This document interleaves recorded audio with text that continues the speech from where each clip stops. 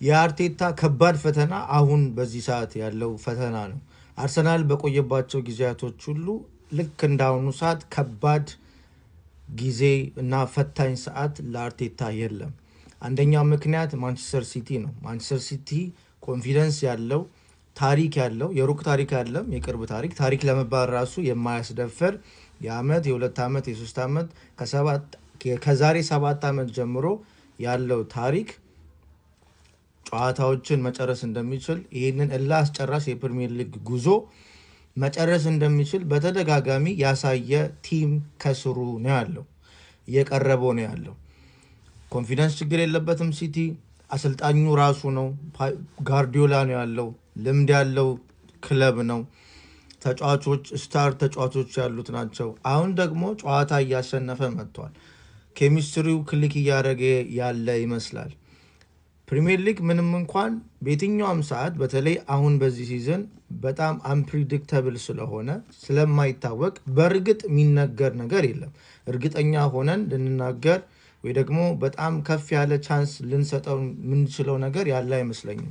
ግን ቢሆንም ማንቸስተር ሲቲ ካለው ታሪክና ካለው ኮንፊደንስ ካለው አሰልጣኝ ልምድ የተነሳ ማንቸስተር ሲቲ የሚያስፈራ እና ደግሞ የሚያስጨንቅ ቲም ነው። ከታች አጠገብ ከአርሰናል አጠገብ ስላለ አርቴታ አሁን እያሰበ አይደለም እየተጨነቀ አይደለም ቢባል ይሄ ውሸት ነው።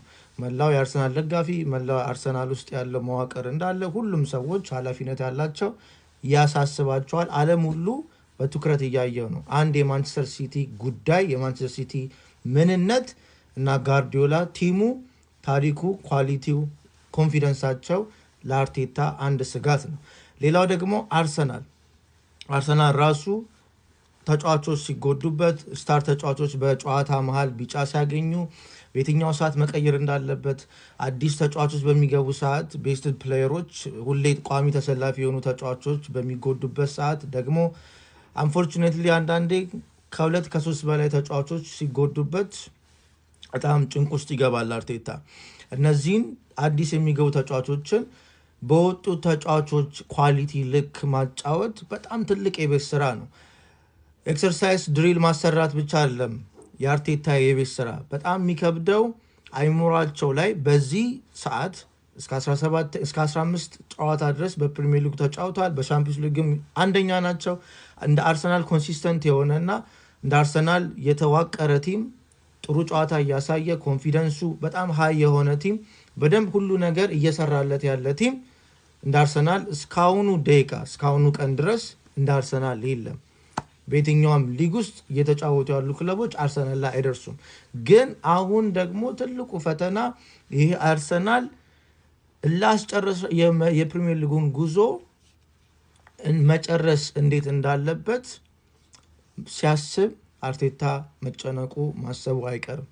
ተጫዋቾቹን አይሙራቸውን መጠበቅ ፓኒክ እንዳያደርጉ እያንዳንዱ ጨዋታ ክብደቱን አሳውቋቸው ልክ በክብደቱ ልክ ደግሞ ፓኒክ እንዳያደርጉ። ምክንያቱም ሰው ስትረስ ሲያደርግ ፓኒክ ሲያደርግ ከመጠን በላይ ተጫዋቾችም ሲያደርጉ በጣም የሚጨነቁ ከሆነ ኳሊቲያቸው ይቀንሳል። የሚጫወቱት ኳስ በነርቨስ ሆኖ ሲጫወቱ ኳስ ማቀበል ሳይኖርባቸው ሊያቀብሉ ይችላሉ። ኳስ ያጠፋሉ በጣም ሲጨናንቅ። ፔናልቲ ለዛ ነው ብዙ ጊዜ ጭንቀት በጣም ስለሚያርባቸው የሚስቱት። ሌላ ቀን የሚያስቱትን ፔናልቲ ትልቅ መድረክ ላይ ተጫዋቾች ፔናልቲ ይሰጣሉ። ቀስ ብለው ይመታሉ፣ ወደ ውጪ አንግል ይገጭባቸዋል፣ የማይሆን ምት መተው ይስታሉ። እነዚህ ተጫዋቾች አርቴታ የሚያስገባቸው ተጫዋቾች በቤስት ፕሌየሮቹ ተክቶ የሚያስገባቸው ተጫዋቾች ይሄንን ስለ ንቦና ራሳቸውን ማኔጅ ማድረግ እንዲችሉ አድርጎ ካላሳወቃቸው ጌሙ ከባድ እንደሆነ እያንዳንዱ ጨዋታ ማሸነፍ እንዳለባቸው እያሳወቃቸው አት ሴም ታይም ግን አይሞራቸውን ባላንስ እንዲያደርጉ የሆነ ዘና ማለት ያስፈልጋል። ዘና ካላሉ ስትረሳቸውን ኮንትሮል ማያደርጉ ከሆነ ፓኒክ ሞድ ውስጥ እንዳይገቡ ራሳቸውን ማይቆጣጠሩ ከሆነ ብዙ ስህተቶችን መፈጸማቸው አይቀርም። ይሄ የአርቴታ የቤት ስራ ነው።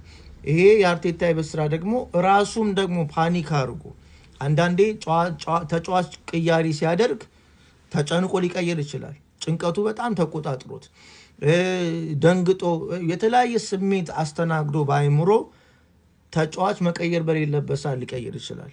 አንድ ተጫዋች ሳካውን ለምሳሌ ቢጫ ሲያገኝ ወይ ደግሞ ትሮሳርድ ወይ ማርቲኔሊ ተቀይሮ በሚያስገባቸው የሆነ አንድ ውስጥ ያለ ሜሪኖም ሊሆን ይችላል በሚጎዱበት ሰዓት መጫወት እየቻሉ ወይ ለሚቀጥለው ጨዋታ ያስፈልጋሉ። አሁን ደግሞ ሲቀይራቸው ውጤት የሚያጣ ከሆነ ልክ እንደ አስቶን ቪላ ጨዋታ ለምሳሌ ሳካ ሲወጣ አርሰናል ማጥቃቱን አቆመ።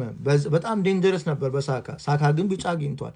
ልክ እንደዚህ ብዙ የሚያጫውታቸው ጉዳዮች አሉ አይምሮ ውስጥ። እሱ ራሱ ፓኒክ ሲያደርግ ልክ ተጫዋቾቹ ስህተት እንደሚሰሩ እሱም ደግሞ ስህተት ይሰራል። ማኔጅ በማድረግ ላይ መናገር ባለበት ሰዓት ላይናገር ይችላል። መቀየር በሚኖርበት ሰዓት ላይቀይር ይችላል። ስለዚህ እሱ ላይ ራሱ የሚፈጠርበትን ስትረስ ማኔጅ ማድረግ አለበት። ማይችል ከሆነ ብዙ ስህተቶችን ይሰራል።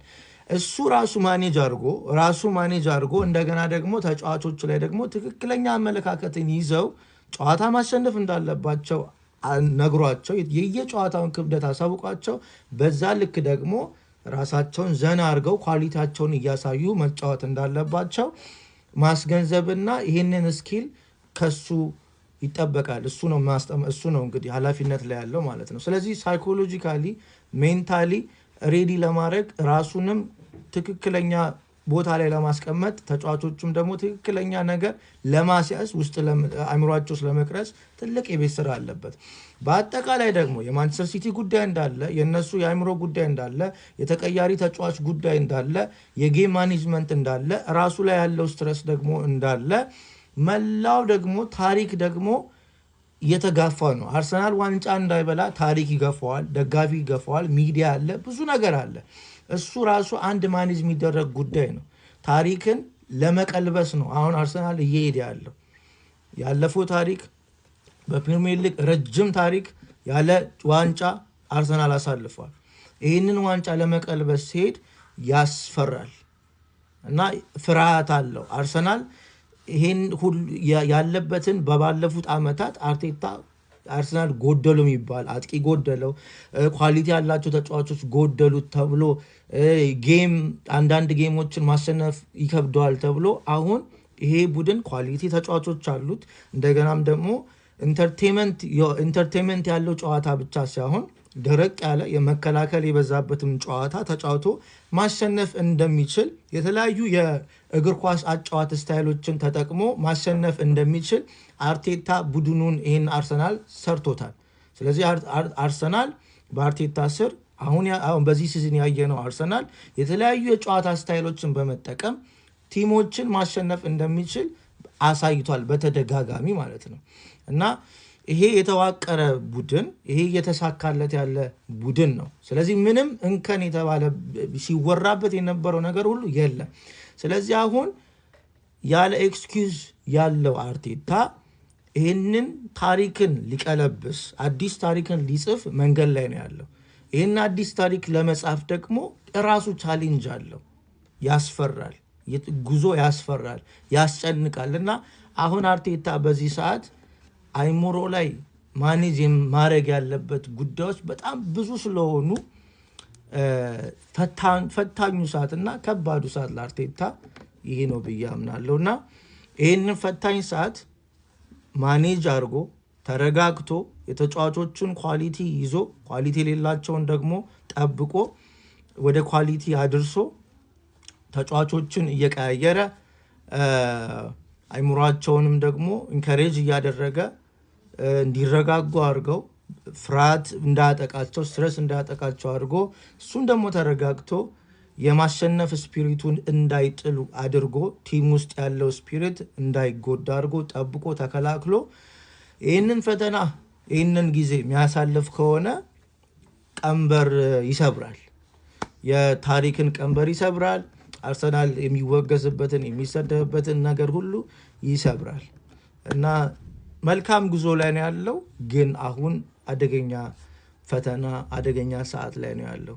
በጣም በኤርሊ ስቴጅ ላይ በዚህ ሲዝኑ በሚጀመርበት ሰዓት በጣም በጥሩ ፔስ እየሮጠ ነው ያለው። ግን ደግሞ በ15 ጨዋታ ወይ በ20 ጨዋታ ወይ በ25 ጨዋታ ፕሪሚየር ሊጉ አያልቅም። ረጅም ጉዞ ነው። እንግዲህ ይህንን ጊዜ ካለፈ አርቴታ ይሳካለታል።